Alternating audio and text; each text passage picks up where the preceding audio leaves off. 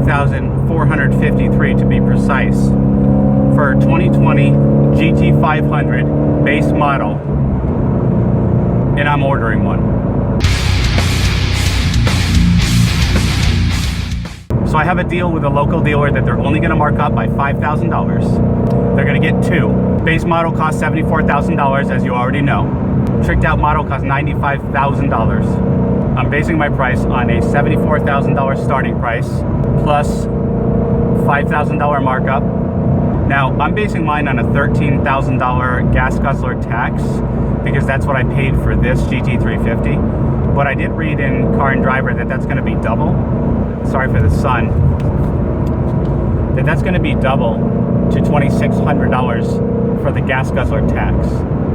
Screw you, America. So altogether, the car can be tricked out to like $100,000. The carbon package, stripes, all that stuff. Car can go up to $100,000. I'm going to buy the base model if I can. Like I said, I did talk to one of my local dealers. They said that retailer is going to be charging anywhere from $5,000 to $10,000 over MSRP. And he did say that the owner of this dealer thinks that's excessive and that they're only going to charge $5,000 over. Now that's what he said to me. He also said that they're going to probably be getting two of them. I don't know if one of them is going to be a base package. If it is, I'm going to put money down on it. The base package will be good because then I can customize it myself, my own wheels. I'll do my own stripes, etc. And it's also obviously more affordable than the one that's going to be like $100,000. So they also said that I can come in and put money down on it. Now that the price has been released, I'm planning on doing that as soon as possible, hopefully. I've got to make the numbers work. I've got to see if I can sell this GT350, and hopefully everything works out. So anyway, around $85,000 out the door for the base package for 760 horsepower. Awesome looking. Some guys don't like the look of it. I love the look of it. An awesome looking Mustang. That's 760 horsepower that's covered by warranty. I think it's awesome for $85,000 roughly out the door. What do you guys think? So anyway, as I was saying, I bought I was one of the first ones to own the 2018 Mustang GT, and I fully knew that that was a new model year. So I fully expected there to be some issues with it. Do I want to repeat that, or do I want to wait a year to see if any kinks may need to be hammered out? And that might be a smart decision because this is a much more powerful car.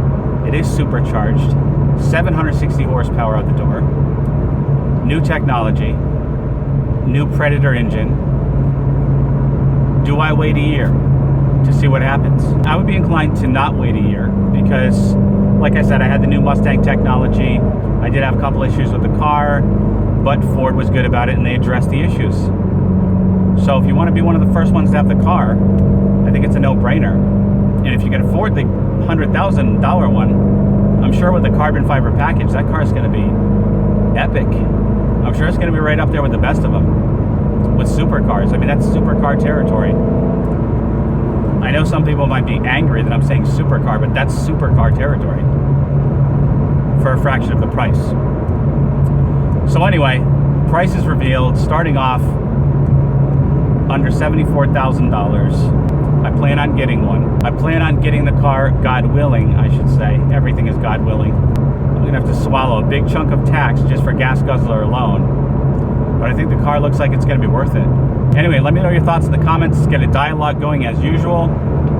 Do you think it's worth it? Do you think it's worth $74,000 or almost $100,000 for the fully tricked out package?